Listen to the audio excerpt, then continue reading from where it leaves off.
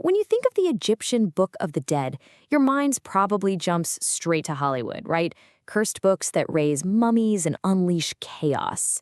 But the reality is something so much deeper and honestly way more fascinating. It's not a book of curses. It's a guide, a spiritual roadmap, kind of a divine GPS, designed to help the soul navigate a truly terrifying journey to reach an eternal paradise. And that quote from Foucault, it really hits the nail on the head for the ancient Egyptian mindset. See, for them, death wasn't just the end. It was a transformation that threatened to completely erase you, to silence you forever.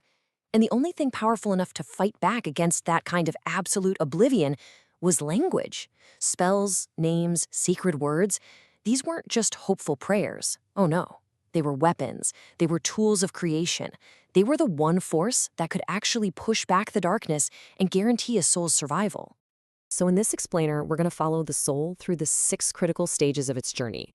We'll start by looking at what the soul even is. Then we'll follow its descent into the underworld, see the monsters it has to face, understand the magic that protects it, witness its final judgment, and then, hopefully, see its eternal reward.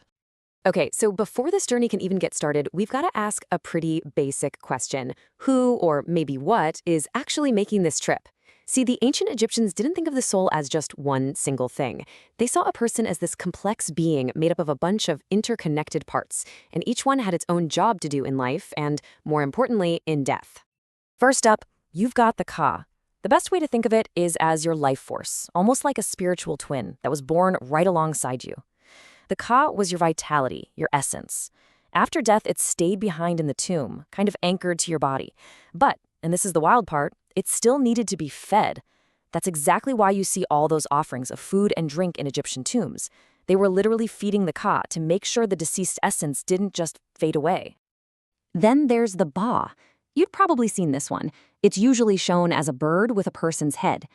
Now, if the Ka was the life force, the Ba was what made you you. It was your personality, your consciousness, all your memories. The Ba could actually leave the tomb during the day and fly around, visiting the world of the living, but it was mystically tied to your body, and it absolutely had to return to the mummy every single night. And ultimately, the whole point of this entire ordeal was to become a Khu. The Khu was the glorified, shining spirit of the dead. It was an immortal being made of pure light, finally worthy of living among the gods. The whole dangerous journey we're about to explore, all the spells, all the trials, it was all designed to bring these spiritual parts together and transform the soul into this amazing transcendent being. But that's not even all of it. A complete person also included the Khat. That's the physical body, which is why mummification was so important. It even included the Kaibet, your shadow. But right at the center of it all, the thing holding your entire existence together was the Ren, your name. For the Egyptians, if your name was spoken, you existed. Simple as that. If your name was forgotten, you were wiped from reality forever. All right, so the body is sealed away. We understand all the pieces of the soul. Now, the real ordeal begins. The Ba soul leaves the familiar world of light and begins its terrifying descent into the Egyptian underworld, a realm they called the Duat. Now, don't just think of the Duat as hell. It's more complicated than that. It was a necessary journey, a landscape of cosmic challenges. It was a place filled with total darkness, lakes of fire, and gates guarded by monstrous demons. It was all designed to test you, to purify you, or to completely destroy you. It was a crucible for the soul. I mean, think about it. The soul is all alone, it's vulnerable, and it's walking into a place that was literally created to annihilate the unworthy. So how could anyone possibly survive that? Well, the answer lies in confronting what actually lives in the Duat. Because this isn't some empty, barren wasteland. It's a populated nightmare. The underworld is absolutely teeming with demonic creatures, spiritual predators whose one and only job is to catch, eat, and extinguish any soul trying to make the journey. The sheer terror of this trip is just immense.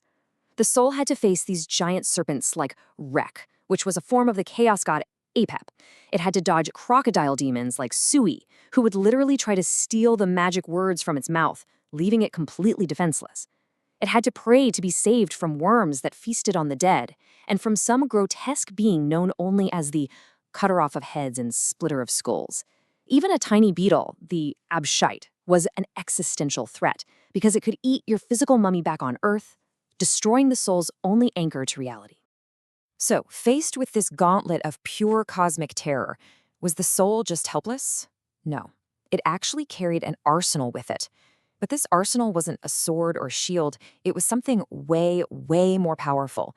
The sacred knowledge, the magical spells that were written down on their funeral scrolls, the Book of the Dead itself. To get this, you really have to understand how the Egyptians thought about words.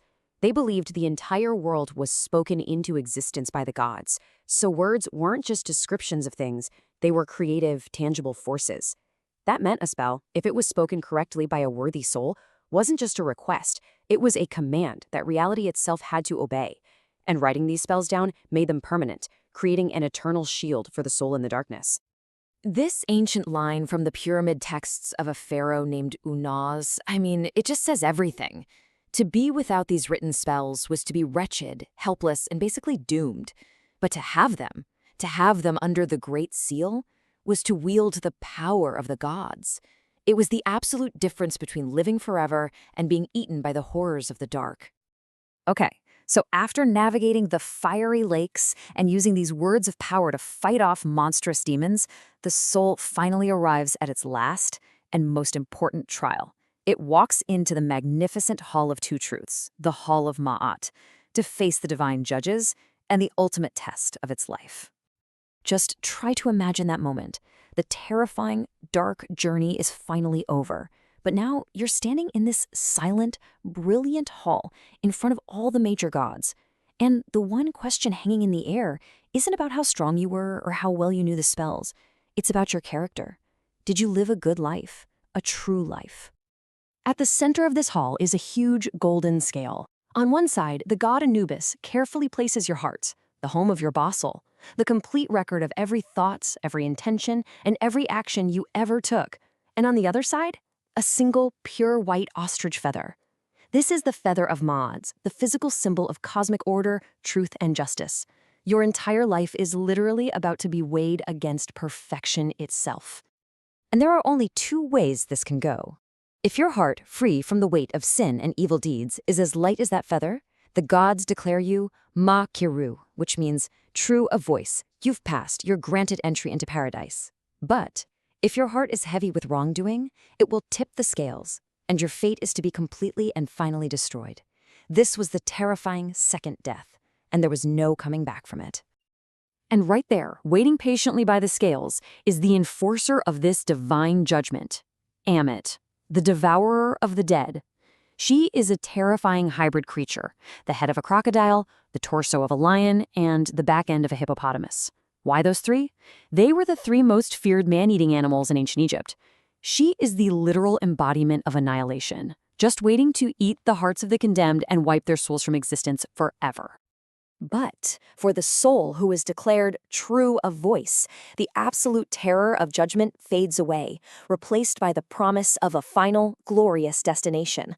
Having proven its worth, the soul is led by the god Horus past the gates of the Duat and into the Egyptian paradise, the Field of Reeds. What's so amazing about this is that the Egyptian afterlife wasn't some abstract, cloudy heaven. It was a perfect reflection of the world they already knew and loved. The Field of Reeds was basically an eternal, perfect Nile Valley. The sun was always shining, the crops were always huge, the canals were always full of water, and the soul could finally enjoy an eternity of peace and plenty, living right alongside the gods in a beautiful home. And get this, it was an afterlife of pure leisure. Because, even in paradise, there might be some work to be done in the fields. So, the Egyptians buried hundreds of these little figurines called Ushiptis with them. Each one had a spell from the Book of the Dead written on it, and the idea was that they would magically come to life and do any manual labor for you. Often, they'd bury 365 of them, one for every day of the year. So, all of this leaves us with one final big thought. This whole process, the descent into darkness, the battles with demons, the final judgment, it wasn't just an obstacle course to get through. It was a forging process. It suggests that, for the ancient Egyptians, an untested soul was an incomplete one. The real value of a soul, the thing that made it truly worthy of eternal light, was that it had been forced to face its own darkness, and the total sum of its actions, and still manage to emerge pure on the other side.